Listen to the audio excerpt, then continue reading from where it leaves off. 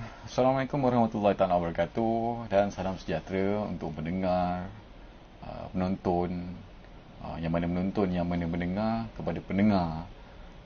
Bertemu saya Megat Syukur dalam siaran 73, di mana sebuah siaran yang sentiasa membincangkan isu-isu semasa, informasi-informasi terkini berkaitan dengan warga asing yang berada di Malaysia. Gitu. Baik, hari ini kebanyakan tuan-tuan dan puan-puan sudah tahu sebuah program yang dilancarkan oleh kerajaan bermula 16 November 2020 dan terpakai sehingga 30 Jun 2021. Program yang dinamakan sebagai program rekalibrasi. Baik, sebelum tu suka saya memberitahu setiap huraian dan penerangan saya akan saya buat berdasarkan rujukan saya. Bersama saya di sini ada surat perkeliling ataupun arahan daripada Kementerian Sumber Manusia, Jabatan Tenaga Kerja Semenanjung Malaysia Putrajaya yang dikeluarkan pada 13 November 2020. Dan juga satu surat lagi daripada Jabatan Immigration Malaysia yang dikeluarkan oleh Jabatan Immigration Malaysia pada November 2020 dan tidak dinyatakan tarikhnya. Baik.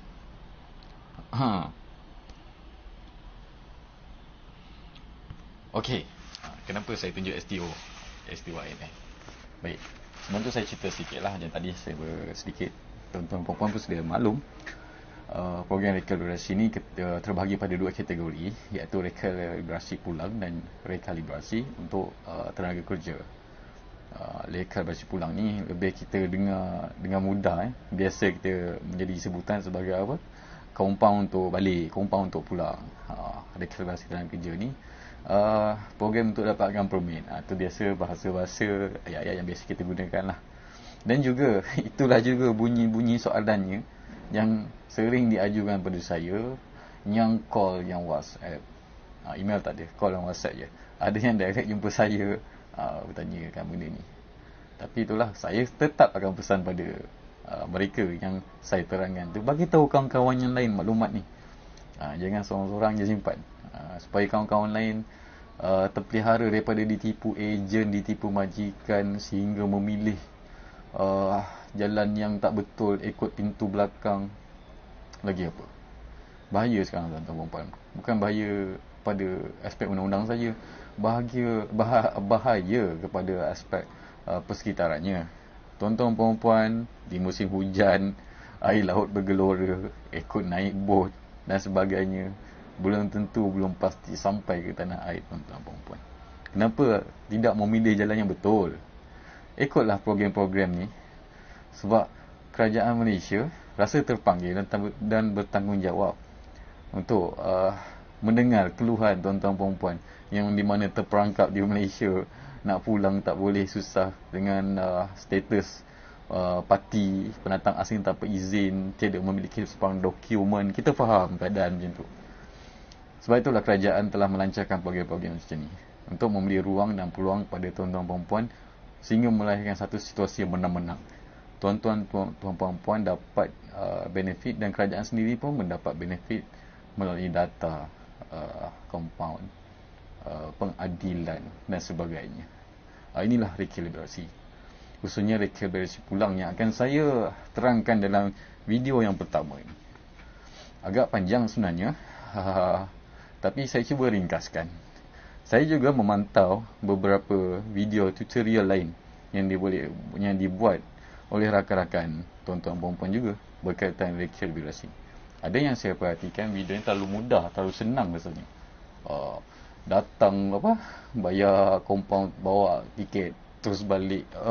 Macam, yalah, kebanyakan sistemnya macam tu. Tapi ia tidak terlalu detail macam tu sebenarnya.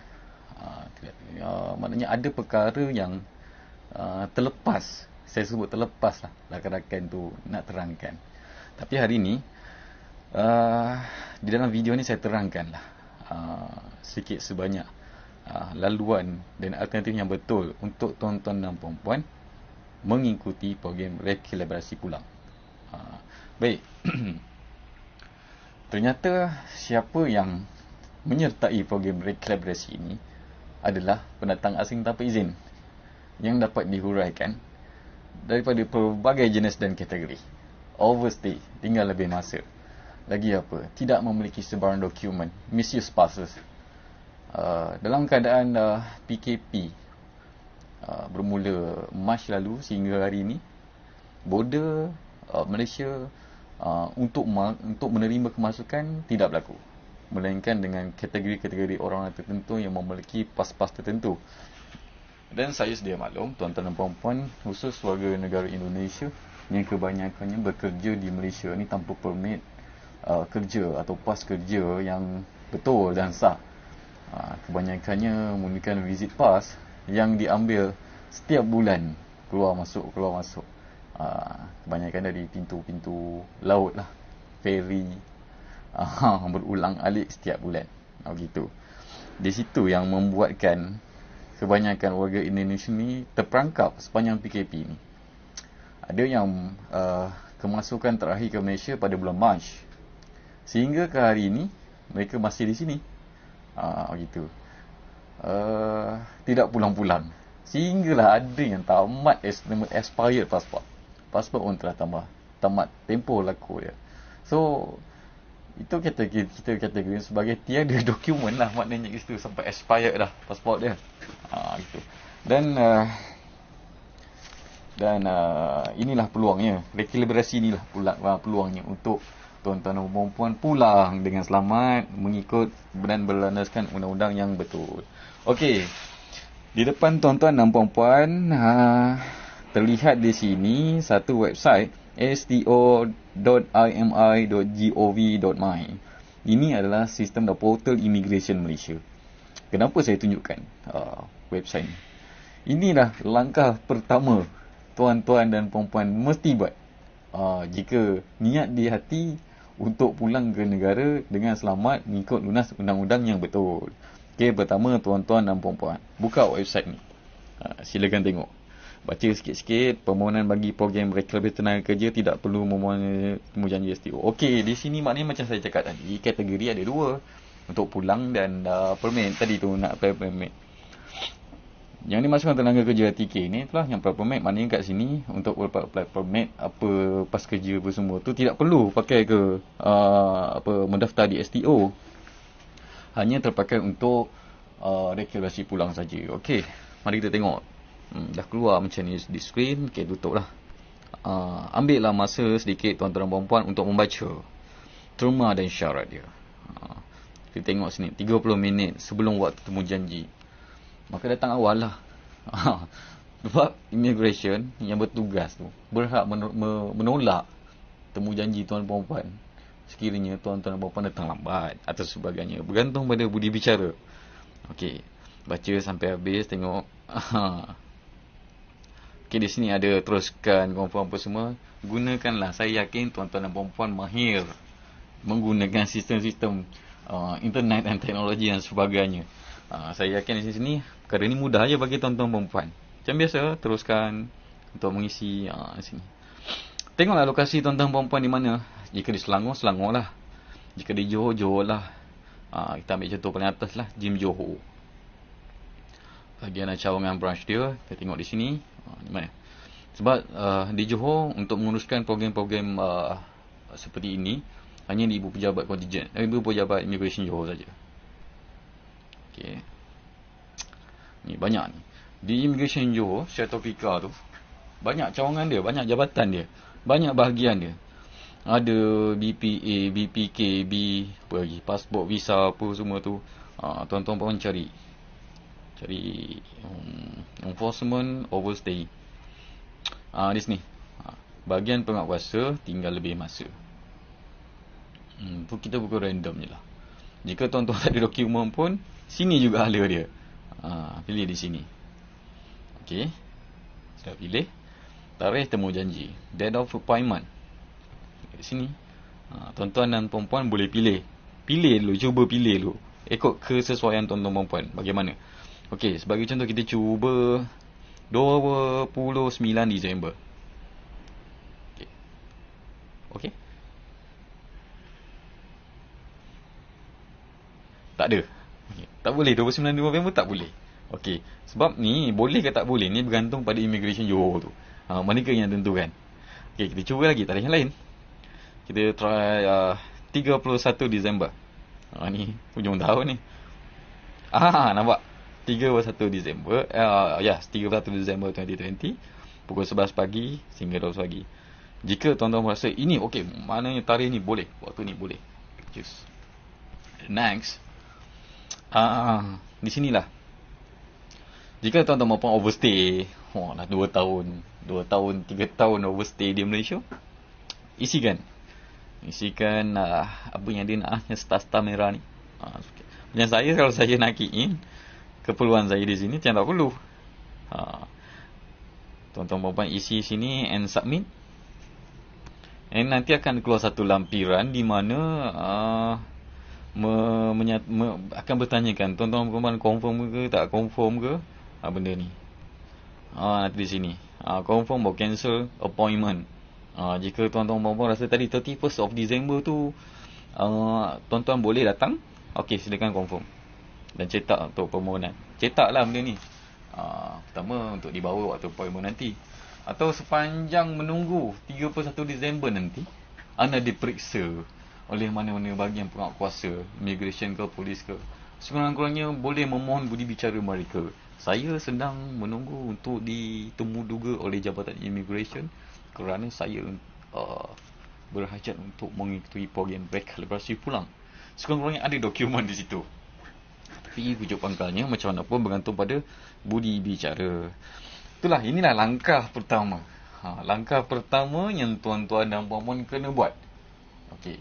Setibanya tarikh tersebut, maka tuan-tuan dan puan-puan datanglah ke pejabat immigration bertepatan dengan masa dan waktu yang telah anda confirmkan tadi, beserta dokumen yang dikehendaki. Sewaktu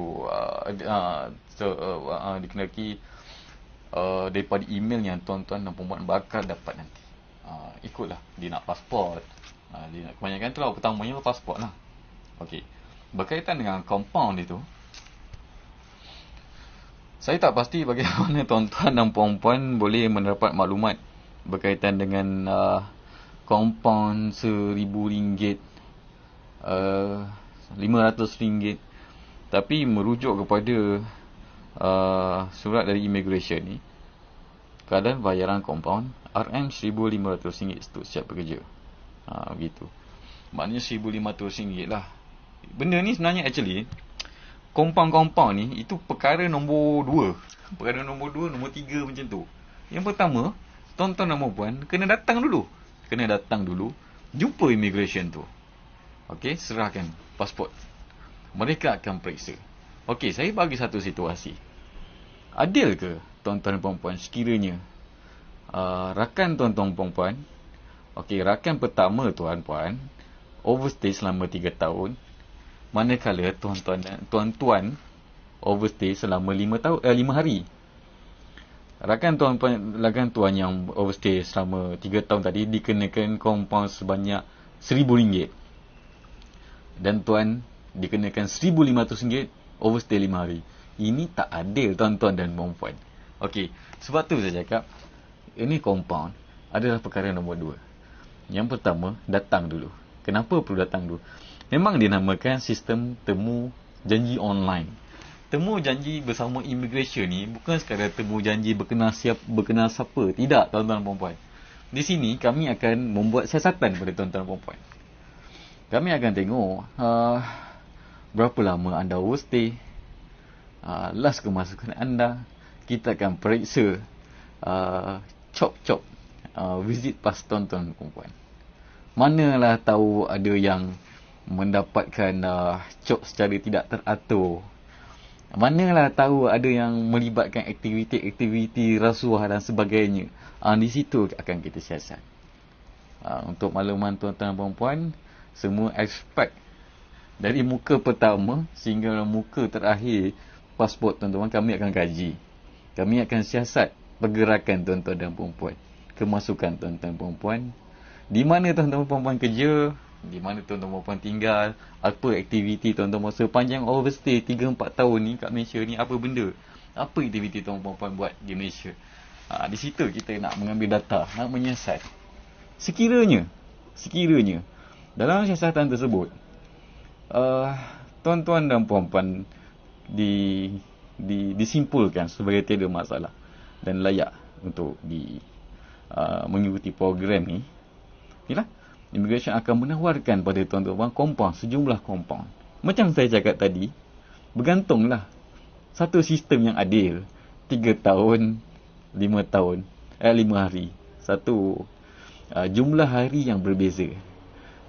Takkan 5 hari pun nak 1,500, 3 tahun pun 1,500. Macam tu tidak ada. Di situlah ada pertimbangan budi bicara daripada immigration. Di manakah level yang sesuai, jumlah yang sesuai, kompaun yang akan dikenakan. Tuan-tuan dan puan jangan risau. Jika tidak mampu bayar pada waktu tersebut, immigration akan mengarahkan pulang dulu dengan sedikit memo.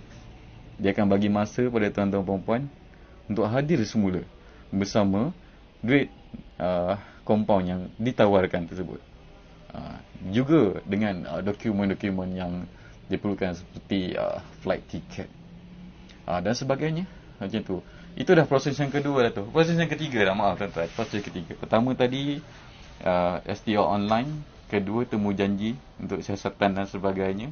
Ketiga, datang kembali untuk bawa compound duit, tiket ferry dan sebagainya. Dan keempat, barulah tuan-tuan dan puan-puan aman. Pulanglah tuan-tuan dan puan-puan ke tanah air tuan-tuan dan puan. Dengan selamat, dengan jayanya. Itu sekiranya tuan-tuan dan puan-puan tiada sebarang masalah daripada aspek pasportnya, kriminalnya, laporan-laporan ke jenayah dan sebagainya.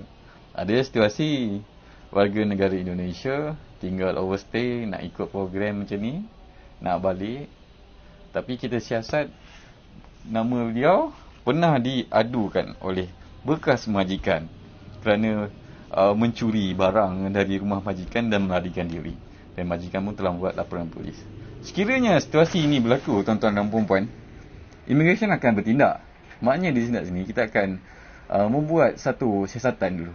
Jika perkara ini melibatkan dengan pihak polis, maka kita akan serahkan dulu pada pihak polis, menyerahkan tuan-tuan dan puan-puan pada pihak polis untuk disiasat, mungkin untuk didakwa, mungkin untuk diadili, mungkin untuk dihukum. Tengok keadaan.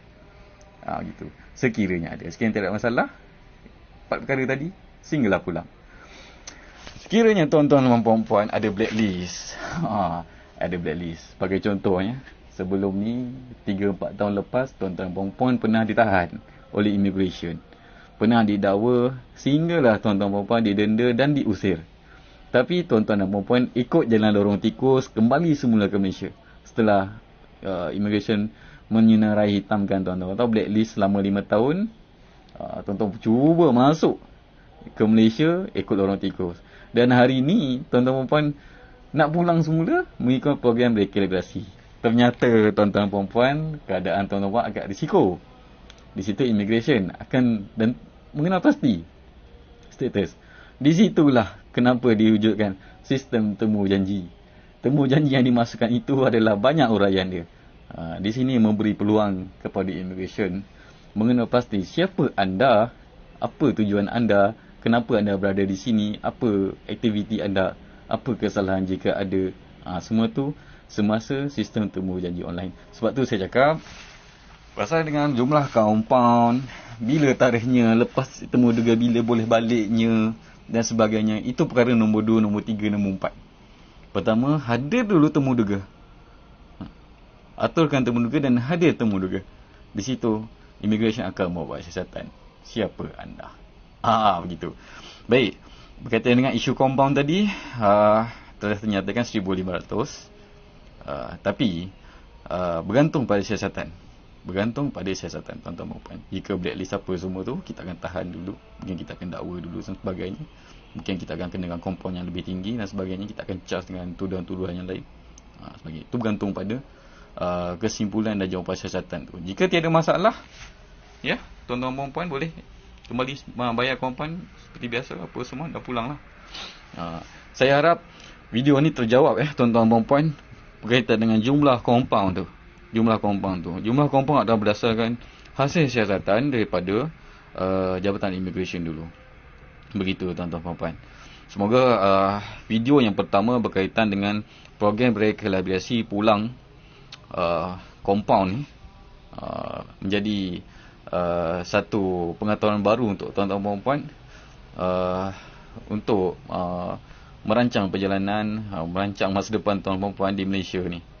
Macam tu. Semoga video ni bermanfaat.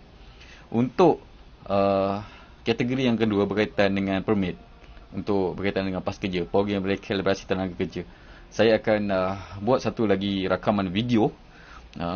Tuan-tuan dan puan-puan boleh tunggu video tersebut untuk mendapatkan maklumat-maklumat dari saya. Baik, moga bermanfaat video berkaitan rekalibrasi pulang kompaun. Itu dua perkara pertama. Pulang kompaun. Itu yang tuan-tuan dan puan-puan nak dengar sangat daripada saya. Soalan-soalan tanya, itulah jawapan-jawapannya. Untuk yang seterusnya, berjumpa di video seterusnya. Jumpa lagi bersama saya, Menggat Syukur. Assalamualaikum. 73.